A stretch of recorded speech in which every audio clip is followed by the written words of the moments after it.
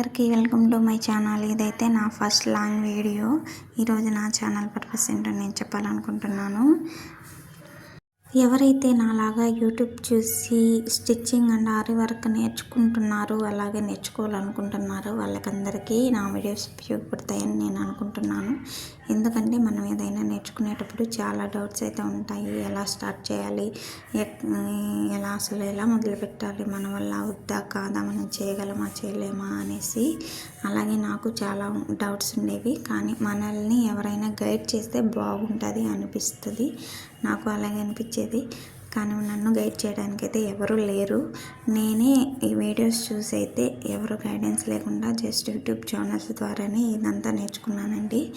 నేను ఎలా నేర్చుకున్నాను అనేది, నాకు ఎట్లాంటి డౌట్స్ వచ్చాయో వాటిని ఎలా రెక్టిఫై చేసుకున్నాను, అలాగే నేను ఎటువంటి మిస్టేక్ చేశాను, వాటికి ఎలా సొల్యూషన్స్ చేశాను అనేది అయితే నా వీడియోస్లో నేను పోస్ట్ చేస్తాను. అలాగే మీకేమన్నా డౌట్స్ ఉంటే నాకు కామెంట్ బాక్స్లో కామెంట్ చేయండి. నాకు సొల్యూషన్ తెలుసుంటే నేను నెక్స్ట్ వీడియోస్లో పోస్ట్ చేస్తాను. అలాగే నా డౌట్స్ కూడా నేను వీడియోస్లో చెప్తాను. మీకు ఎవరికన్నా సొల్యూషన్ తెలుసుంటే మీరు మా కామెంట్ బాక్స్లో పోస్ట్ చేయొచ్చు. క్వశ్చన్కి లేదా మిస్టేక్స్కి సొల్యూషన్ అనేది సీనియర్స్కే కాదండి, బిగినర్స్కైనా, నేర్చుకునే వాళ్ళకైనా, స్టూడెంట్స్కైనా ఎవరికైనా తెలిసి ఉండొచ్చు. కాబట్టి నేను ఇలా నేర్చుకునే వాళ్ళు ఒకరికొకరు హెల్ప్ చేసుకోవడం వల్ల ఇంకా ఎక్కువ నేర్చుకోవచ్చని నా ఉద్దేశం. అసలు నేర్చుకోవాలనుకున్నప్పుడు మెయిన్ థింగ్ ఏంటంటే మన మీద కాన్ఫిడెంట్ ఉండి నేర్చుకోవాలని పట్టుదల ఉంటే చాలండి.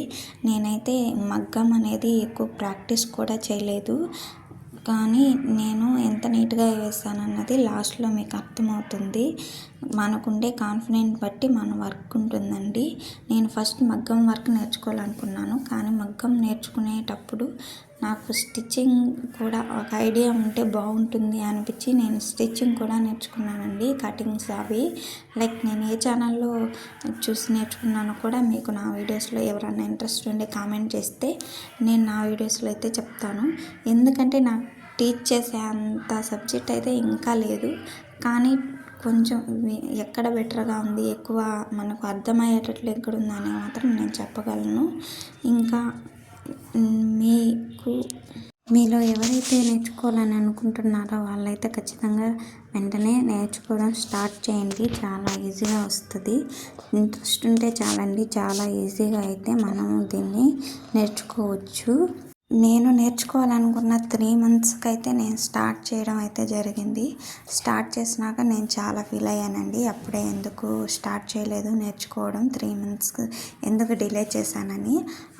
ఆ విధంగా మీకు అనిపించకూడదని చెప్తున్నాను. మీకు నేర్చుకోవాలనిపిస్తే మాత్రం వెంటనే స్టార్ట్ చేయండి. చాలా ఈజీగా వస్తుందండి. మనకుండే ఇంట్రెస్ట్ని బట్టి ఈజీగా నేర్చుకోవచ్చు.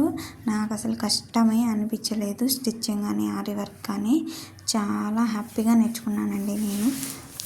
అయితే స్టిచ్చింగ్ నేర్చుకోవాలని అనుకునే వాళ్ళు మాత్రం ఖచ్చితంగా మిషన్ అయితే తీసుకోండి. ఫస్ట్ అది చిన్నదైనా కావచ్చు, పెద్దదైనా కావచ్చు. ముందు మన దగ్గర మిషన్ ఉంటే మనకు స్టిచ్చెస్ చేసుకోవడానికి బాగుంటుంది. కటింగ్ చేసినా కానీ మనం కుట్టుకునేదానికి అయితే బాగుంటుంది.